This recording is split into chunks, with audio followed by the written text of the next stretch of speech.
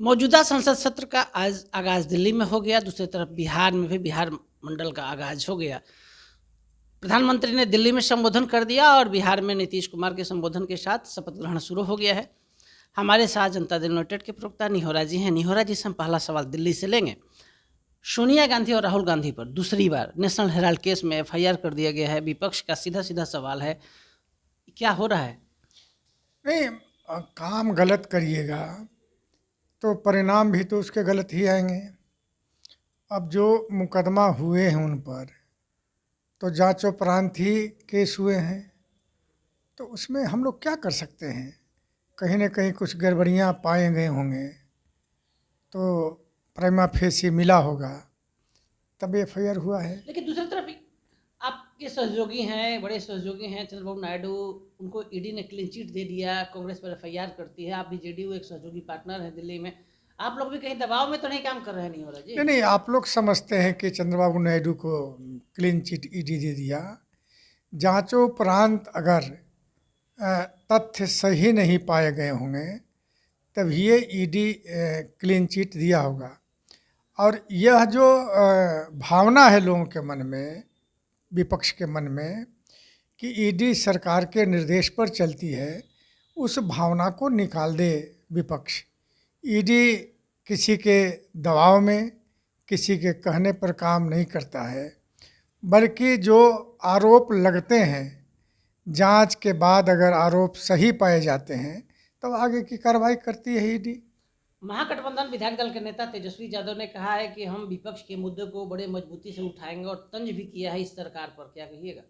नहीं, अगर वो कहते हैं कि विपक्ष के मुद्दे को उठाएंगे तो फिर मैं कहूँगा कि अभी अपरिपक्व हैं।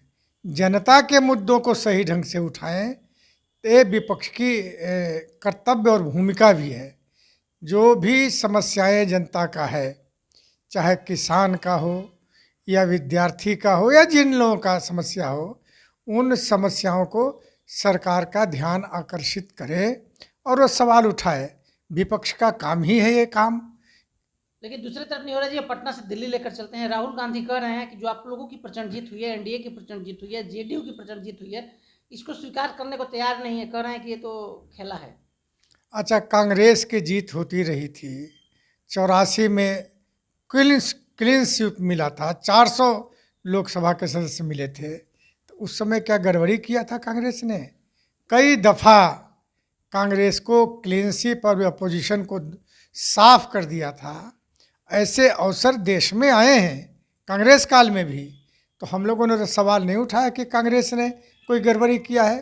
अब भाई, जनता का मन था, जो माहौल था चुनाव के दरमियान, हमने भी आपको कई बार कहा कि बिल्कुल आंधी है नीतीश कुमार के, और इस आंधी को रोक नहीं सका विपक्ष। आज आज सत्र जो शुरू हुआ है, शपथ ग्रहण शुरू हुआ है। नीतीश कुमार के प्रिय समाजवादी मित्रों में आप एक हैं। क्या लगता है कि नीतीश कुमार 2025 से 30 का जो कार्यकाल है पूरा कर पाएंगे बेहतर तरीके से? तो क्या आपको लगता है 2025 से 30 तक जो घोषणाएं भी मुख्यमंत्री जी ने किया है, चाहे उद्योगीकरण का सवाल हो, चाहे 1 करोड़ नौकरी और रोजगार देने की सवाल हो, वो सारे पूरा करेंगे। इसके अलावे बिहार में और कहाँ कहाँ कौन डेवलपमेंट के काम होंगे, वो सारे काम होंगे। और नीतीश कुमार 25 से 30 मजबूती के साथ बिहार के लिए, बिहार के जनता के लिए मुख्यमंत्री रहेंगे। एक थोड़ा नहीं हो रहा, पीछे लेकर चलते हैं। जो 2020 से 25 का सरकार था, बिहार विधानसभा में अध्यक्ष बीजेपी का हुआ करता था, गृह विभाग आपके पास था। इस बार मेरे सूत्र बता रहे हैं कि इस बार जेडीयू का दबाव है कि विधानसभा का अध्यक्ष मेरे पास, इसलिए कि गृह विभाग बीजेपी को चला गया है। क्या ये सही है? अभी तो जो लीडर हैं, शीर्ष नेता जो तय करते हैं, उनके उनकी बात है। मैं इस पर कोई टिप्पणी नहीं करूंगा।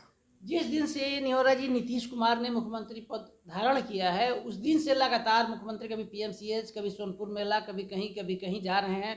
क्या कहेंगे इस पर आप? यही तो है नीतीश कुमार जी के, जनता के समस्याओं, जनता से रूबरू होना।